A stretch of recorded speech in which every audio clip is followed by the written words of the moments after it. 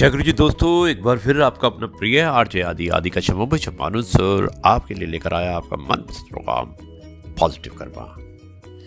आपको मैं कहता हूँ गुड मॉर्निंग, सत श्री अकाल, आदाब और नमस्कार। दोस्तों, आज है एपिसोड नंबर 919 और बहुत ही विशेष एपिसोड है क्योंकि सुभाष महाजन जी ने भेजा है, जो हमारे बहुत अच्छे मित्र हैं, दिल्ली में रहते हैं, बहुत बड़े व्यापारी हैं, लेकिन कुछ ना कुछ हमेशा भेजते रहते हैं। थैंक यू सुभाष जी इस कंट्रीब्यूशन के लिए। और जो आरजे आदि विशेष कुछ अलग हो जाए, इसका शीर्षक होगा आपके द्वारा भेजा हुआ एक लेख जो है दान की महिमा, दान की महिमा। लेकिन उससे पहले शुरुआत करता हूं मैं इस कार्यक्रम की कुछ इस प्रकार। दोस्तों, दर्द कितना भी खुशनसीब होता है, जिसे पाकर लोग अपनों को याद करते हैं। यानी कि दर्द जो है बहुत ही खुशनसीब होता है, क्योंकि जब दर्द किसी को मिलता है तो उन्हें अपने याद आते हैं। और दौलत कितनी बदनसीब होती है, जिसे पाकर लोग अक्सर अपनों को भूल जाते हैं। तो दौलत अगर आपके पास आती है तो आपने हमेशा देखा होगा कि धीरे धीरे आप अपनों को भूलना शुरू करते हैं। दोस्तों, फैसला आपके हाथ में है कि आपको दर्द चाहिए या दौलत। यह है आपका अपना प्रिय आरजे आदि आदि का शमोभे शमानुस। शुरुआत करता है आरजे आदि विशेष कुछ अलग हो जाए। शीर्षक दान की महिमा। भेजने वाले Subhash Mahajan from New Delhi under positive karma. शुरुआत करता हूं इस कहानी की कुछ इस प्रकार।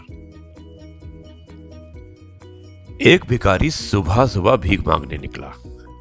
चलते समय उसने अपनी झोली में जो कि मुट्ठी भर दाने डाल दिए, जो एक तरह का खाना होता है, अन्न होता है।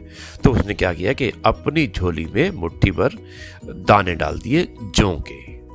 अब इस अंधविश्वास के कारण कि भिक्षा टन के लिए निकलते समय भिखारी अपनी झोली खाली नहीं रखते हैं। थैली देखकर दूसरों को भी लगता है कि इसे पहले से ही किसी ने कुछ दे रखा है। पूर्णिमा का दिन था। भिखारी सोच रहा था कि आज अगर ईश्वर की कृपा होगी तो मेरी ये झोली शाम से पहले ही भर जाएगी।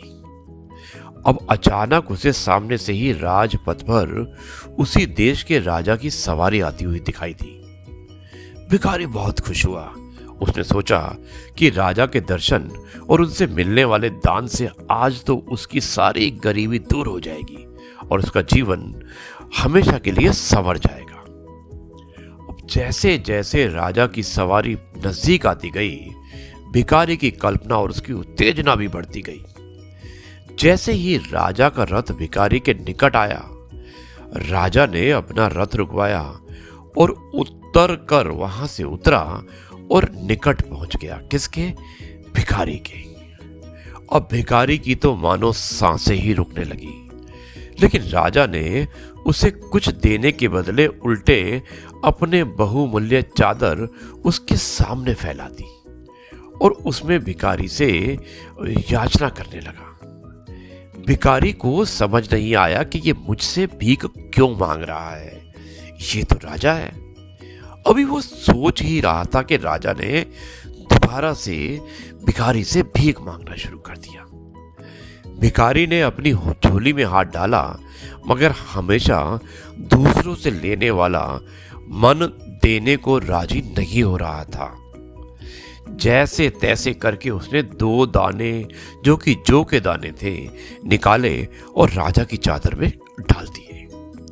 उस दिन हालांकि भिखारी को अधिक भीख मिली, लेकिन अपनी झोली में से 2 दाने जौ के देने का मलाल उसे सारे दिन रहा। शाम को जब उसने अपनी झोली पलटी तो उसके आश्चर्य की सीमा नहीं रही। जो वो अपने साथ झोली में ले गया था, उसके 2 दाने सोने के हो गए थे। अब उसे समझ में आ गया कि यह दान की महिमा के कारण ही हुआ है। वो पछताया कि काश उस समय राजा को और अधिक जौ दिए होते, लेकिन दे नहीं सका क्योंकि उसकी देने की आदत जो नहीं थी। तो दोस्तों, इस कहानी से, इस कथन से शिक्षा ये मिलती है कि देने से कभी भी कोई चीज नहीं घटती है और लेने वाले से देने वाला हमेशा बड़ा होता है। और आखिर में दोस्तों, तीसरी शिक्षा है कि अंधेरे में छाया बुढ़ापे में काया और अंत समय में माया किसी का साथ नहीं देती है। दोस्तों, ये है आपका अपना प्रिय आरजे आदि कश्यप, मुंबई चमानुस। मुझे अवश्य लिखिएगा कि आपको आज की कहानी दान की महिमा कैसी लगी।